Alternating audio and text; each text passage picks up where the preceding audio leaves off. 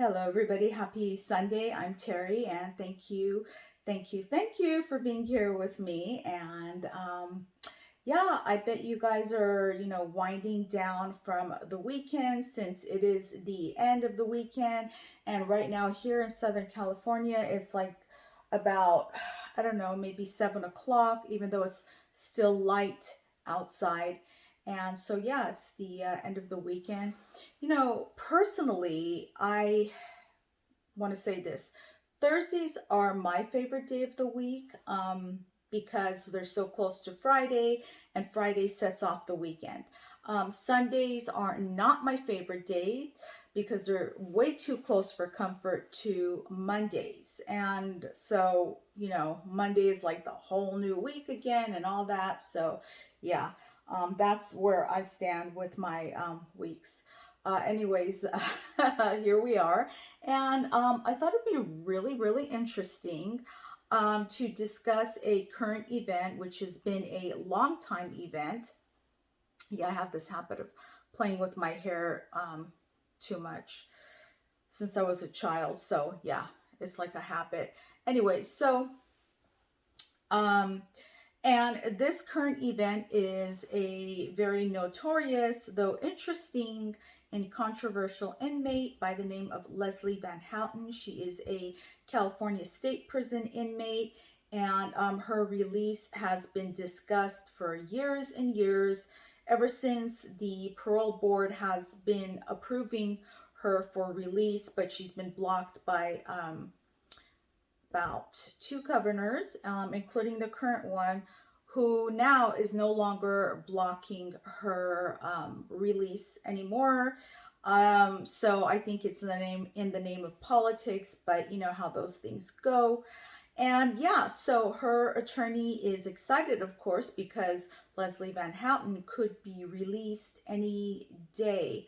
Um, I'm so distracted by this wire. And also, I'm distracted by the organic garden right outside of the shot there.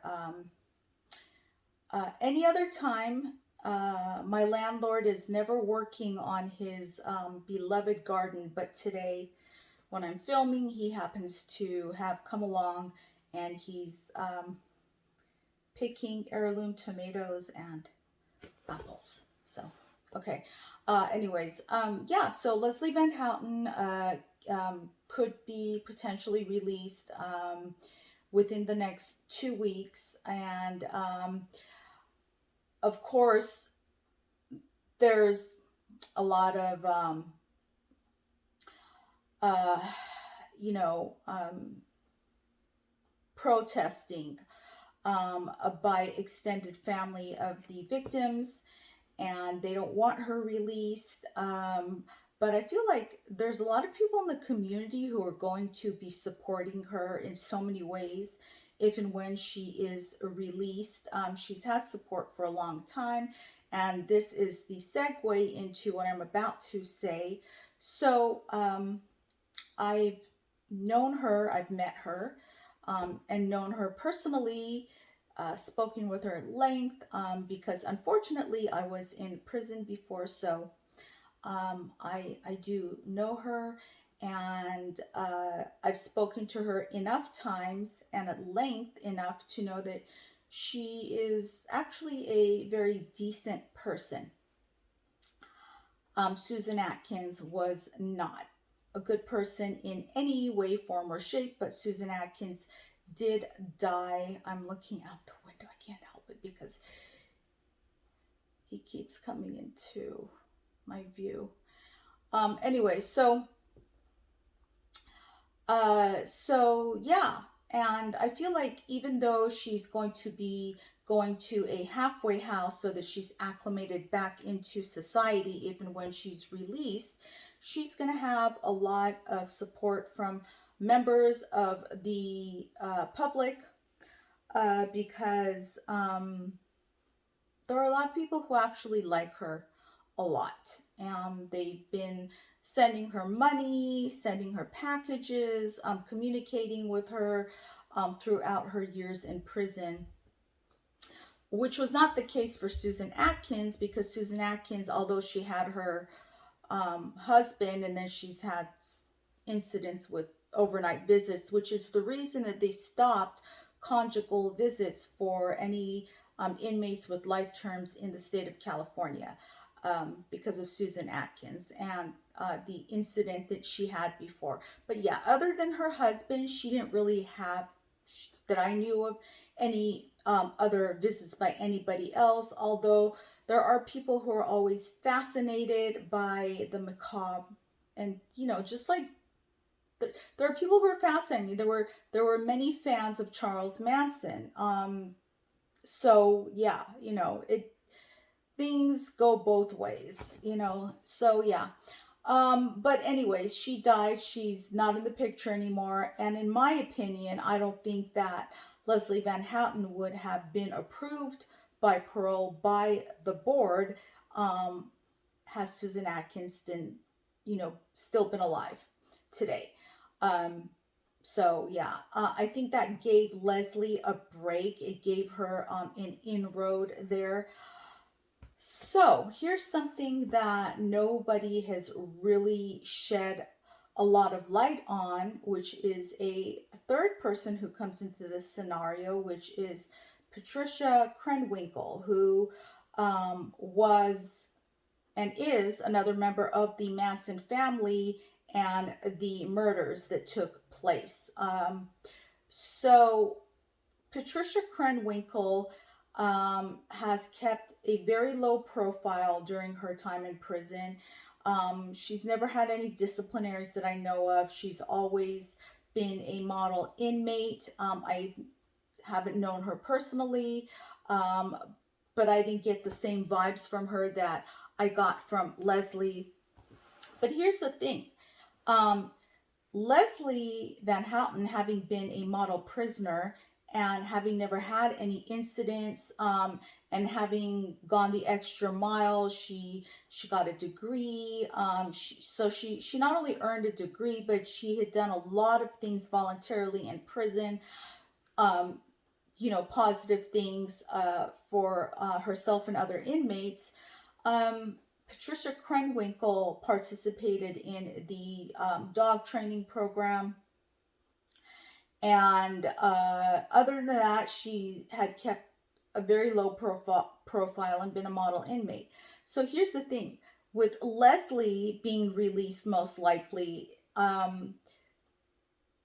Patricia Krenwinkel then also comes up for release. And in fact, she's been approved for release by the board as well. So then there's that. So it's not going to be just one member of the Manson family. It's going to be two members of the Manson family potentially soon back in the free world, as they call it, back in society and public. And that's interesting to see that even though they're like at an advanced age, what they're going to do with their lives. I feel like I said, they're going to have a lot of support.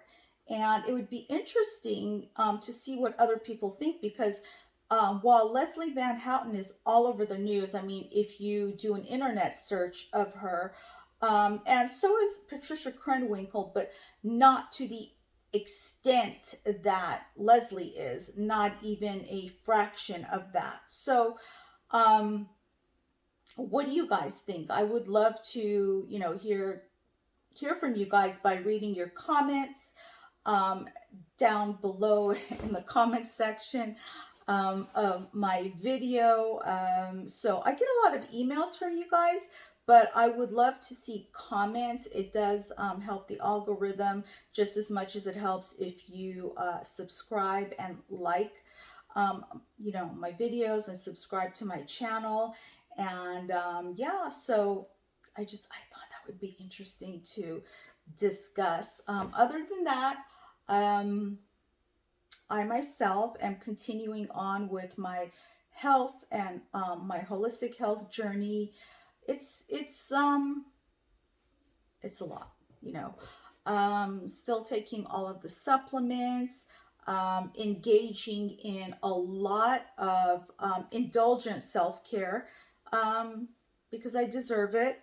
And as I've said before, if you guys are going through a journey like me, if you've been going through traumas in your life that you're starting to deal with now, and side effects are coming to the surface. Mine is a result of highly toxic, malignant parents and family members. And I'm dealing with it in adulthood, and it's really, really difficult. It causes so many physical effects in your body, not just emotional and psychological and mental. So, the physicalities, of course, it causes a lot of inflammation, and it causes medical issues. But I'm dealing with all of that. And what I say is that when you're going through something like this, you go through it best when you love yourself through it. So that means self care. And yeah, I've been doing a lot of self care, um, you know, um, and I'm feeling great. I work out daily.